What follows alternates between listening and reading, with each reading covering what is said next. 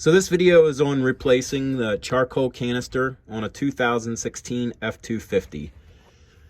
This one clearly is already installed, and quite honestly, I just didn't even think about making a video when I was doing it.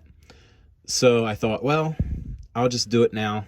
It's pretty simple to get to. You got to drop your spare tire, and if your truck is anything like mine where there's some rust, I had to actually cut my spare tire off. And yeah, so anyways, now I gotta get a new bracket for that. But so I cut that spare tire bracket off so I could drop the spare tire, and then I was able to get to the charcoal canister. So the charcoal canister clearly sits right up on top of the spare tire. There's 4 bolts that hold it in place. 1, 2, 3, 4. My bolts would not come out.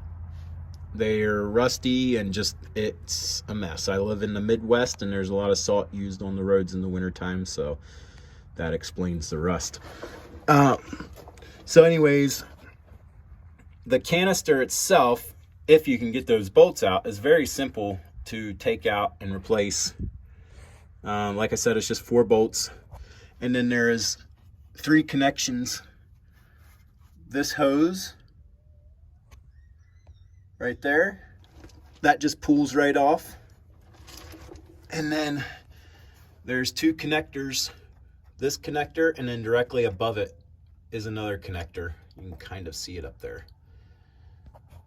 So you disconnect those,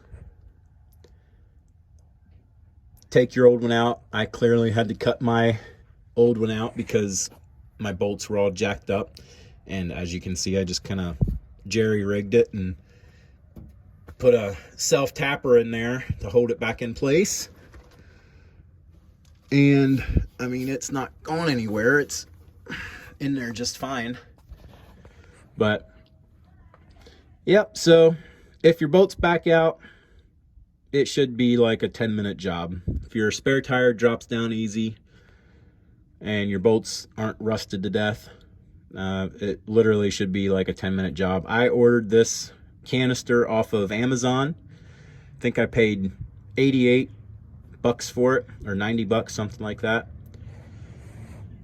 And yeah, so this did fix my problem of not being able to fill my gas tank.